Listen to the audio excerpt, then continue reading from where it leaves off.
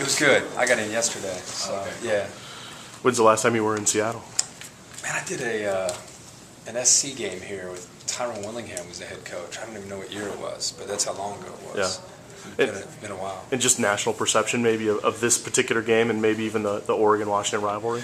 I think the national perception is people, I think, want to see where Oregon really is because they're ranked number 2. So this is their first real challenge on the road against Washington. I don't think America really fully understands the hatred between the two schools just because it's been so one-sided for the last 9 years.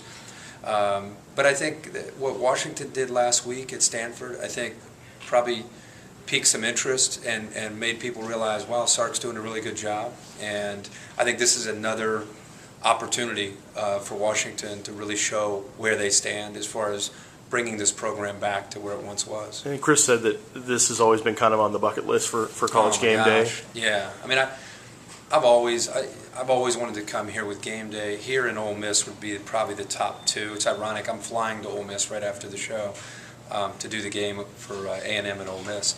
But yeah, this has been one just because I don't know if people realize what a rabid fan base this is, and they've just been down and they just haven't had a lot to go crazy about. And now with the new stadium, the timing could not be any better with the way Keith Price and the offense are playing with this new up-tempo style. So people are excited.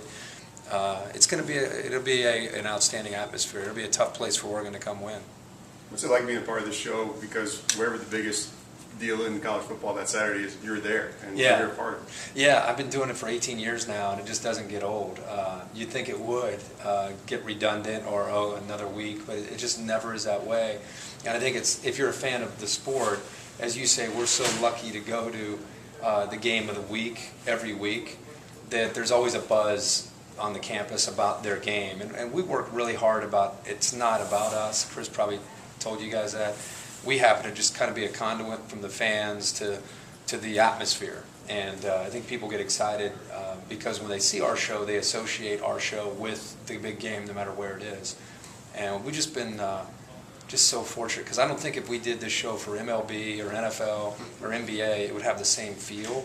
Even college basketball, with all due respect, it just doesn't have the same feel. I think it's the sport, and I think the fan bases of this sport all over the country, that's what makes our show so unique.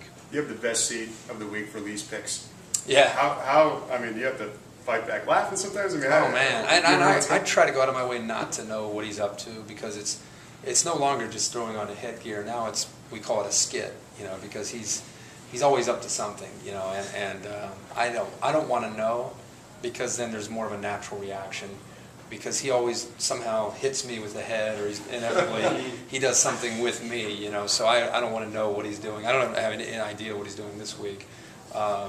So we'll wait and see on Saturday. I've had people say to me, wait a minute, he was there this morning and then was doing that game at 5. I mean, what is that like for you? What is a typical Saturday like for you? It's got to be a pretty long day.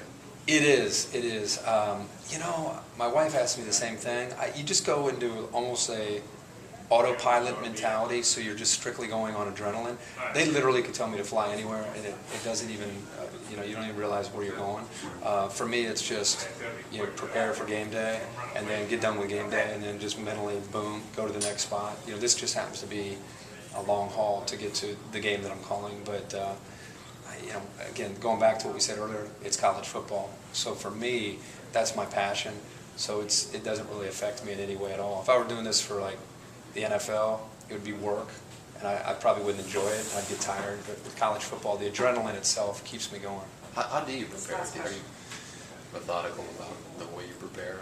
Yeah, it's just constant. I mean, it's just if I'm awake, I'm preparing. Really, literally. I mean, while I'm eating, I'm preparing. If I'm at home with my family, I try to really make that time about my family.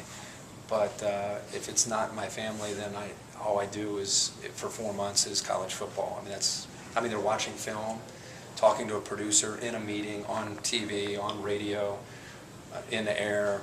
Just everything I do. It sounds boring, but all I do is college football. This is significant for the campus. For the is it good? I mean, we really, again, we hope that they realize not so much the show being here, but just where Sark has brought the program they're this close, you know, and I think the game that they had last week where they really outplayed Stanford except the special teams, it's opened up a big door for them. And it's no longer about being competitive. Now it's about taking that next step and winning these kind of games, and I think they're close.